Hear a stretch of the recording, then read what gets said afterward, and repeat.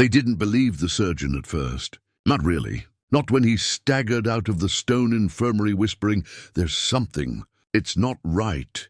His hands were still slick with blood, the scalpel shaking between his fingers like a twig in a storm. The bishop assumed he was just exhausted.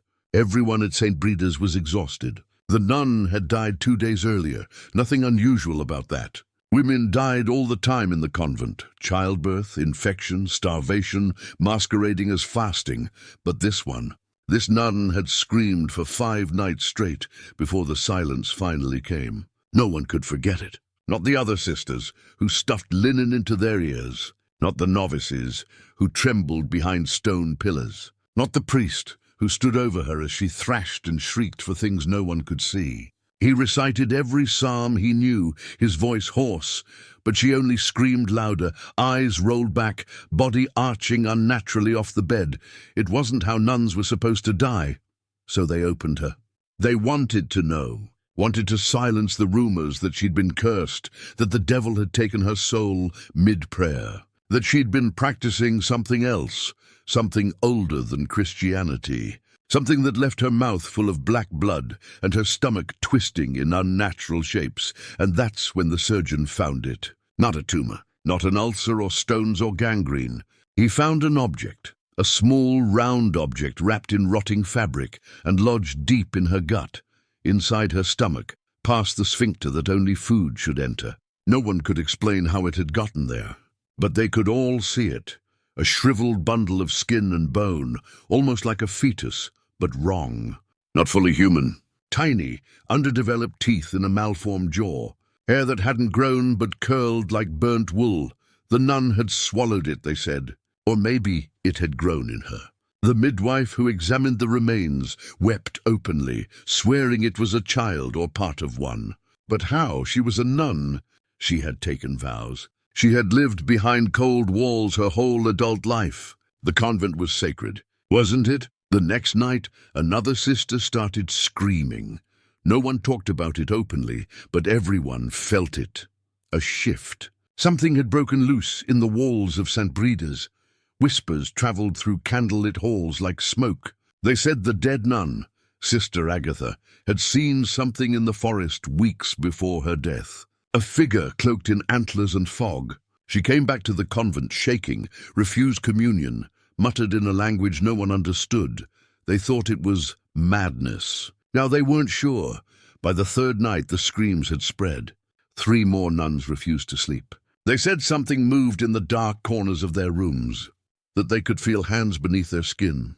The bishop sent a letter to Rome begging for an exorcist, but the roads were flooded, and the courier never returned. They found his horse 2 weeks later with its belly split open and its tongue nailed to a tree. Then they found a second nun, dead in her bed, eyes wide open, lips sewn shut with black thread. Self-inflicted, they assumed, but her hands had been bound behind her back. They opened her too.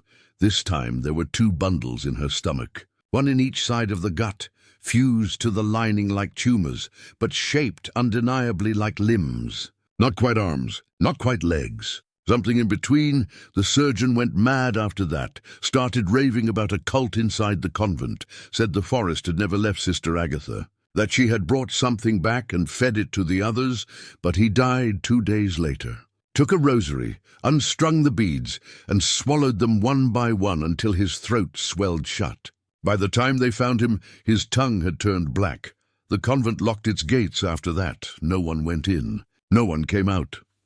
The first snowfall of December came early that year, blanketing the convent in white silence so thick it felt like the world had forgotten them. St. Brida's sat like a mausoleum beneath the snow, its bell tower frozen, its chapel unlit, its courtyards empty, except for the crows. The townsfolk stopped walking near its gates. They said it was cursed now, that the Virgin herself had turned her face from it. Inside, the surviving sisters barely spoke. Meals were taken in silence. Eyes darted, not out of obedience, but out of fear. The nuns, who had once woken at dawn with hymns, now jerked awake in the middle of the night, sweat-soaked and shaking, whispering apologies for things they couldn't remember doing. 2 more had stopped eating altogether. claiming their mouths felt wrong, like something foreign had taken up residence in their throats. One vomited feathers, real ones, white soaked in blood, too many to explain. She screamed until her voice tore apart. Her name was Sister Ameline. She tried to cut open her stomach 3 days later with a shard of a broken altar candle. The other sisters held her down, screaming prayers, crying as she howled about the things growing inside. That was the last time they allowed anyone to be alone. They moved together now, 14 women drifting like ghosts through stone corridors. The once warm chapel smelled of rot. No one could find the source, but it clung to the air, metallic and sharp like iron and spoiled milk. The bishop hadn't responded in weeks. There were no more letters, no more couriers. One novice, just 14, tried to escape out the back garden gate, but the key was gone. She climbed instead. They found her body face down in the snow. Her legs were broken at angles that shouldn't be possible. Her hands twisted behind her back, mouth frozen open in a scream that looked too wide to be human. Mother Eleonora insisted it was suicide. The others weren't so sure anymore. Sister Roselyn had started chanting in her sleep. Latin phrases no one had taught her, mixed with words no one recognized. She'd never studied outside the convent. She barely spoke at all before the death of Sister Agatha. But now, her voice echoed through the stone halls like it didn't belong to her. Deep guttural, menacing, and then the dreams started to match, all of them. Different women, different pasts, different sins, but now dreaming the same things. A figure with antlers standing beneath the stained glass window in the chapel, hands dripping red, whispering from a mouth sewn shut. Dreams of things crawling beneath skin, of splitting open and feeding what lived inside. They tried fasting. More prayers. Cold water poured over their heads at dawn. The rituals of purification. But nothing helped. Something had been invited in, something old, something that didn't leave. Sister Claire, the oldest among them, remembered stories from her grandmother. Stories about the woods outside the convent, the forest St. Breda herself had once walked into and returned from changed. Before she was a saint, Breda had been a girl, and some said she had made a pact with what she met in those trees. A false miracle, the church called it. A heresy quietly erased from the records, but Claire remembered. The old ways, the god with a stag's head and 1,000 names. The one who demanded flesh in return for visions. She hadn't believed it before. She did now. And then someone found the chapel floor smeared with blood. Not a pool, a symbol. A ring drawn in finger-thick lines of red, intersected by triangles, curves, something primal. It hadn't been there the night before. No footsteps led to it. No blood trail, no wounded sister. The circle was just there. Roselyn stood in the center of it when they found her. Eyes rolled back. Hands clenched so tight her nails had torn through her palms. When they moved to pull her out, she spoke 3 words. He is inside. They left her there. That night, Sister Evelyn coughed until she passed out. When she came to, she was crying, mouth full of blood and something else, something soft. They forced her jaw open and pulled out what looked like a half-digested clump of cloth, teeth embedded inside, the same as Agatha, whatever was inside them. It was spreading, and now they knew it wasn't just inside the dead. The 3rd week passed without sunlight. The sky stayed the color of wet stone, and the snow piled high enough to bury the low chapel windows. No one rang the bells anymore. No one dared. The convent felt sealed off from the rest of the world, like God himself had decided to look away and let whatever had been invited in finish its work.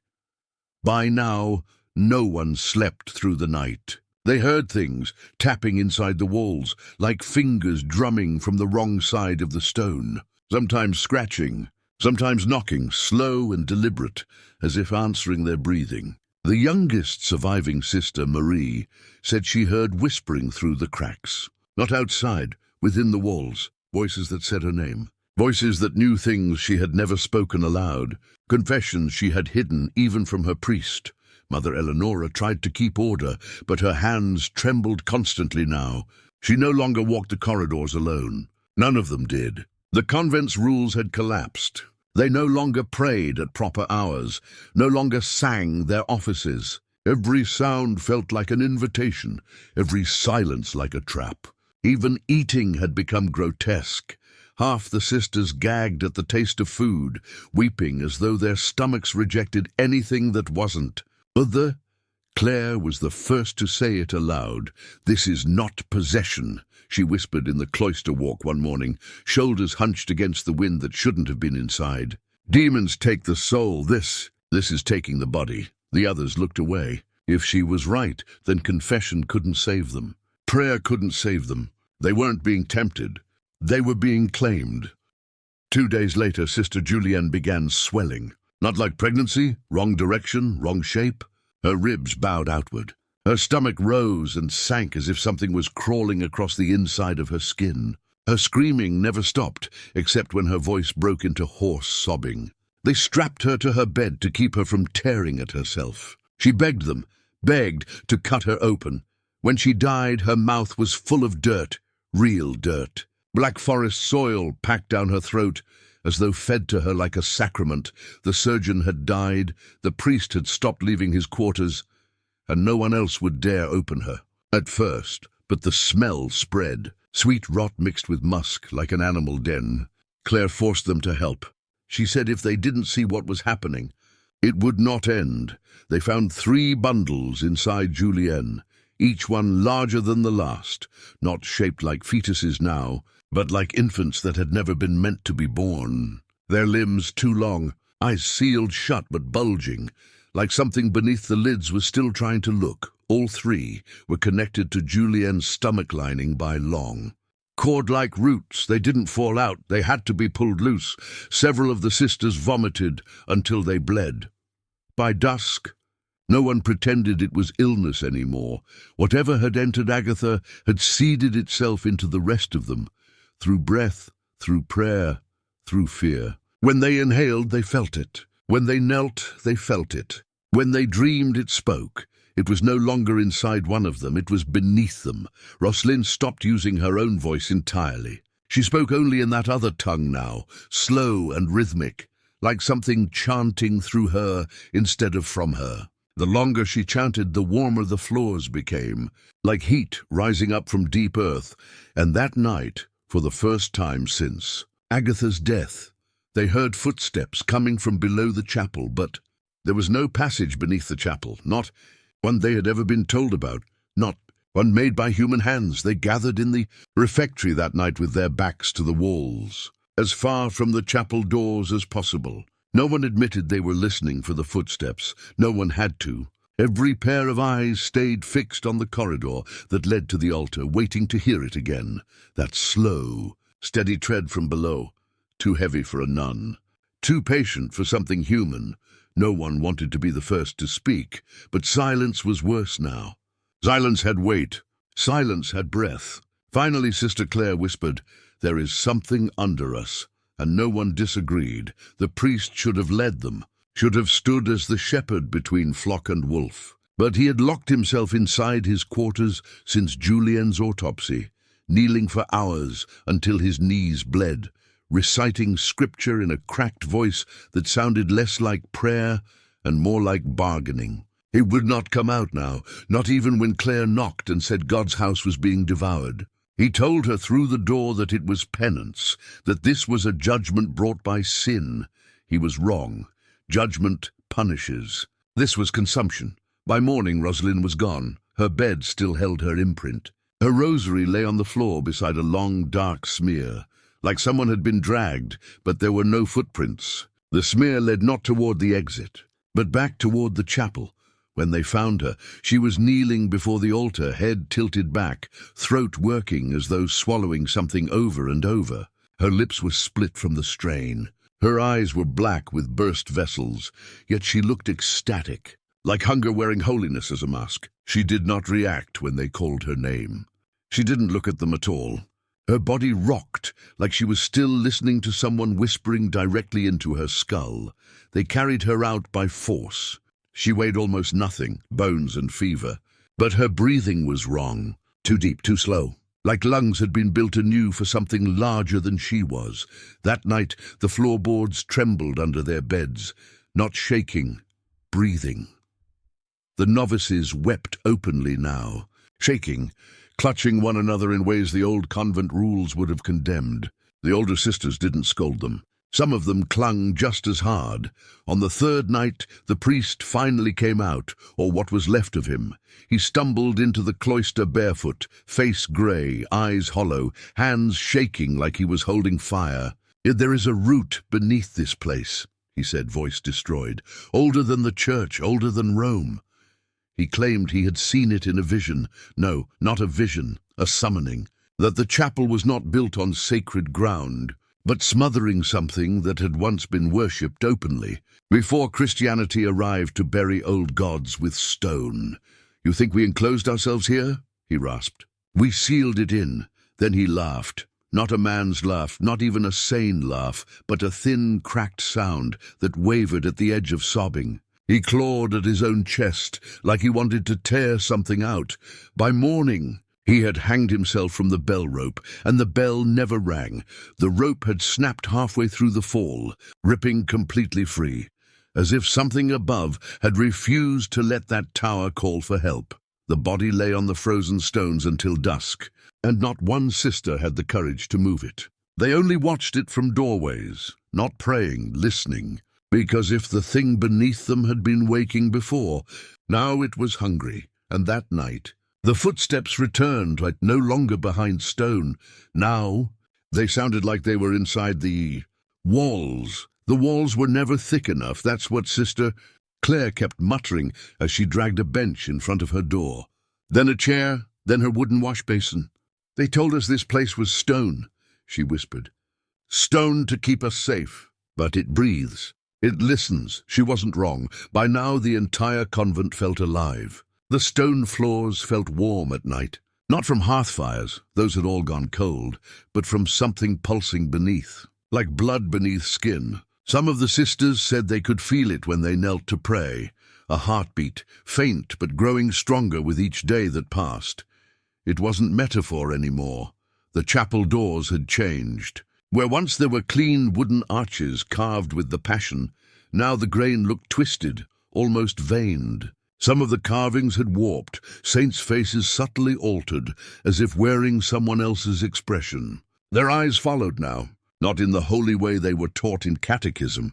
In the way prey feels a predator before it strikes. They no longer entered the chapel at all, but it didn't matter. The thing that had begun beneath the altar was no longer beneath it.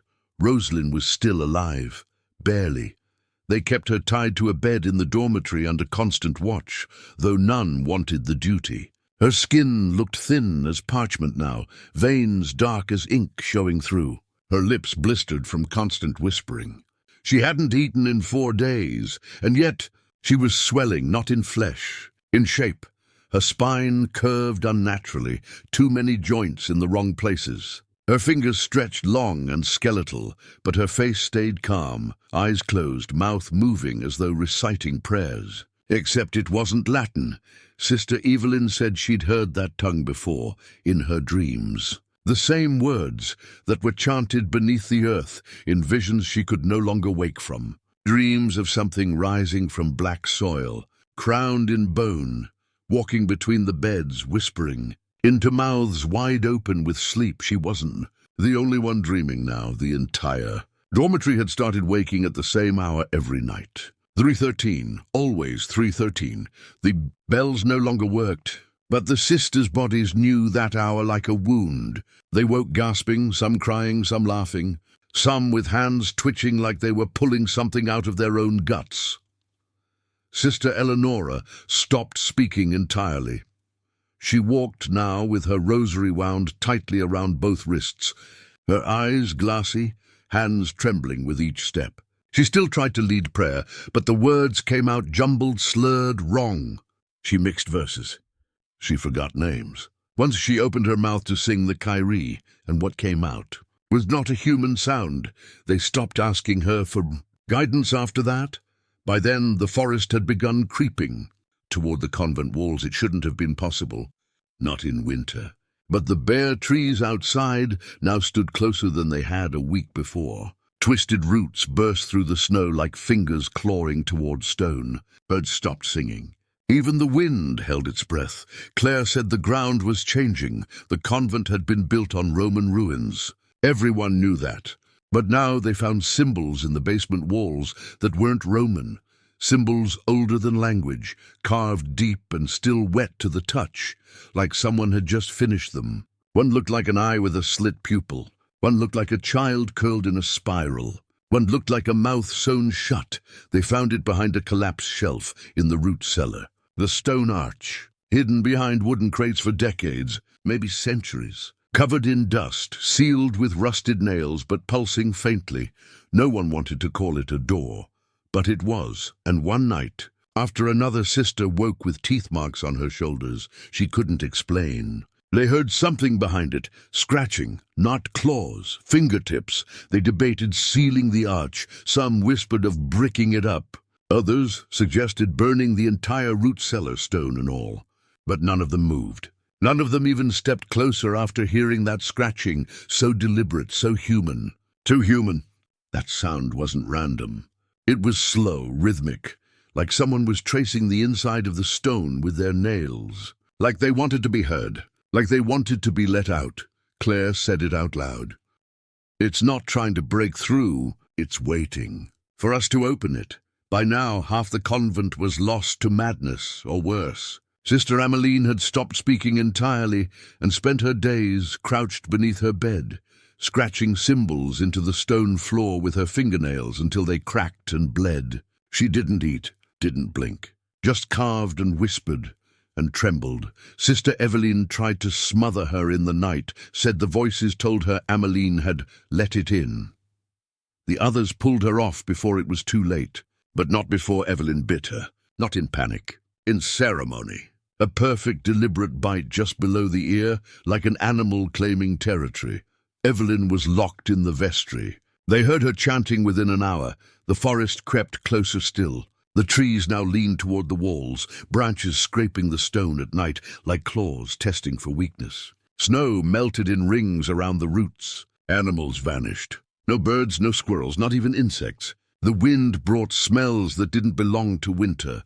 Musk, wet earth, milk. By the seventh night, Rosalind stopped breathing. They thought she had died. Her mouth fell open. Her skin sagged like parchment pulled off a fire, but she was still warm. And her stomach moved, not breathing, pulsing. They heard clicking from within, like teeth, small ones. Mother Eleonora finally cracked. She burst into the dormitory barefoot, hair loose, nightgown soaked in sweat. She carried the iron crucifix from the altar, gripping it with both hands as though it were the only thing anchoring her to sanity. "She has become a vessel," Eleonora screamed. "This thing inside her, it is not born of Eve." No one moved to stop her when she raised the cross, but before she could strike, Rosalind's eyes opened, and the scream that came out of her did not stop. It wasn't hers. Not a human sound. It tore through the stone halls like an earthquake, rattling wooden beams, knocking icons from walls, blowing out every candle in the convent. Windows cracked. The sisters dropped to their knees, clutching their heads, weeping from pain as the sound entered them. When it stopped, Rosalind smiled, her lips torn, her teeth black, and still she smiled. "You heard him," she said softly. "Now you belong to him." The next day, the arch was open. No one touched it. No one saw it open, but it stood now in the cellar like a wound in the wall, wide enough for a man to pass through. Its stone edges covered in moss that hadn't been there the day before. Beyond it, nothing. No light, no sound, just black. A hallway carved from soil that shouldn't have been there, and from its depths came breathing, not air, hunger. They left the cellar that night, barred the door, lit every candle they had, and piled the entrance with what little furniture remained, but none of them slept. Because now, every one of them had started to feel it. Movement inside their stomachs. They stopped eating altogether, not by choice, by instinct, by revulsion. Every mouthful of bread felt like a lie their body refused to swallow. Water tasted spoiled, like it had been pulled from some ancient swamp. Even the wine from the sacrament turned thick on their tongues, like blood gone old, but it didn't matter. None of them grew weaker. They should have been starving. Most had eaten nothing in days, a few in over a week, and yet their eyes stayed clear, their limbs strong. They still moved through the halls, still spoke in whispers, still felt the world inside them changing. Evelyn escaped the vestry. No one knew how. The door had been barred with a wooden beam so thick it should have held a man twice her strength. But they found it split, not broken, rotted through like something had sucked the life from the wood. Her cell was empty, save for her habit folded neatly on the floor. In its place, a long trail of dark mucus stretched down the corridor, vanishing around the chapel corner. They followed it and found her standing naked before the open arch, arms outstretched, head tilted back, mouth wide open like she was trying to swallow the dark. Her skin glistened like oil in the candlelight, veins black and pulsing across her chest. Her stomach was moving. Claire stepped forward. "Evelyn," she whispered, "come back to us." Evelyn turned slowly. Her eyes were pure black. Her jaw hung slack. And then she said, in a voice that came from too far down her throat, "He feeds through us." Then she began to laugh. The sound was wet, full, alive. She took one step toward Claire and her stomach split, not from a wound. It opened, like a mouth, a vertical tear from ribs to navel, flesh peeled back without bleeding. No organs spilled. Just darkness within, impossibly deep. Something inside shifted, moved, looked back. They ran. No one spoke after that. They barred the cellar again, but it was useless. They all knew it. The arch was open. The thing had come through, and Evelyn had become a vessel too, maybe even the first to fully open. Rosalind didn't speak anymore. She just stared at the wall and smiled, rubbing her stomach like a proud mother. She hadn't slept in days. Her fingernails had turned black and sharp. Her skin had begun to flake. She hummed constantly, low and tuneless, as though something inside her liked the sound. That night, Sister Ameline coughed up teeth, not her own. Tiny ones, baby teeth, 6 of them. She held them in her shaking hands and wept, rocking back and forth in her cell, praying to a God she no longer believed could hear her. Claire gathered the remaining sisters in the refectory at midnight. There were only 8 of them. Now, some were missing, some weren't themselves. Any more were already dead, Claire said quietly. We just haven't finished becoming. No one disagreed. The choice was not if they would change. It was how much. She showed them the knife. Old rusted Roman, dug from the foundation years ago and kept hidden beneath her bed. She'd sharpened it. She said there was still time. They could stop it, cut it out. If they were brave, if they moved quickly. Sister Leanne was the first to try. She didn't scream. Just lay down on the table, hands folded, lips whispering the Hail Mary as Claire cut into her.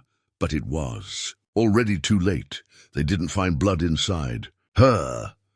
They found roots. Leanne didn't move when the knife sliced her. Open, not at first, but the moment Claire's blade touched the thing beneath her flesh, those tangled, pulsing roots where organs should have been, Leanne twitched. Her whole body spasmed violently, head snapping back, mouth wide in a silent scream, eyes rolling up into her skull. The others stepped back, gasping as Claire stumbled away from the table, hands shaking, the blade clattering to the floor. Slick with something, too dark and too thick to be blood. Then Leanne spoke, not with her mouth, with the hole in her stomach. A voice came through. It low, wet, hungry. We grew in silence. You were always the soil. It wasn't Leanne anymore. Claire backed into the wall, breath ragged, eyes wild. The sisters stood frozen, paralyzed between horror and disbelief, watching as tendrils, thin as spider silk but alive, unfurled from the wound. They slid over Leanne's skin, up her neck, her jaw, curling around her ears like vines around a dying tree. And still, she smiled. The others fled. They left Leanne writhing on the table, left the refectory behind, the smell of rot following them through every corridor. No longer bothering to scream, no longer hoping for rescue. They scattered like mice beneath a crumbling roof, and one by one the convent claimed them. Sister Henriette was found kneeling in the snow courtyard, eyes gone, empty sockets filled with dirt. Her mouth stitched shut with rosary thread, her fingers snapped backwards, a prayer frozen on her face. A mercy! Sister Agatha walked into the woods barefoot. They watched her from the bell tower as she disappeared into the trees without a sound. She never returned. But days later, roots began to grow through her empty bed. Sister Ameline stopped breathing sometime in the dark. No one touched her body. By morning it was gone. In its place, a mound of earth, fresh, damp, like the ground had swallowed her whole. Claire and Sister Claire alone survived the final night. They sat in the chapel as the wind howled outside, a cold that no longer came from winter. It came from beneath. The candles sputtered in their holders, casting long shadows that bent at the wrong angles. The stained glass flickered not with moonlight, but with something red, moving on the other side of the horizon. The world outside didn't feel like a world anymore. Claire held the old Roman knife again, blade now blackened from the last failed cut. Sister Claire looked at her with hollow eyes and said, "We were buried alive the day this place was built. Now it's just finishing what it started." And then the chapel doors opened. No one touched them. They swung wide with a sigh, like old lungs releasing their final breath. And from the cellar corridor, no longer hidden, no longer barred, it emerged. It did not walk. It flowed, a shape taller than the rafters, its crown of antlers scraping the stone. A body like bark and bone, limbs folding backward, eyes glowing in its chest, in its knees, in the mouths of children embedded in its ribcage. It moved like hunger with form, like soil that remembered every footstep ever laid upon it. Behind it, the air peeled open, revealing the black tunnel of roots that had always been underneath them. A womb, a gate, a god. Sister Claire wept as it passed. Claire did not. She stood, faced it, raised the blade, but it only looked at her and spoke without sound. "You have already bloomed." Claire dropped the knife, looked down, felt her stomach ripple, felt the thing beneath her ribs move. Not like pain, not like sickness, like birth. She fell to her knees, reached out to Sister Claire's hand but found only dirt, soil fresh and soft. Then the roots broke through her skin. When they found St. Brida's convent years later, the walls were intact, the roof untouched. But no one remained, only silence and plants, every room thick with vines that hadn't grown there naturally. No furniture left, no bones, just soil, deep black living soil. And in the chapel, a single line carved into the altar: "We were his garden." If you like the video to keep supporting, please share, like and subscribe the channel to watch interesting stories.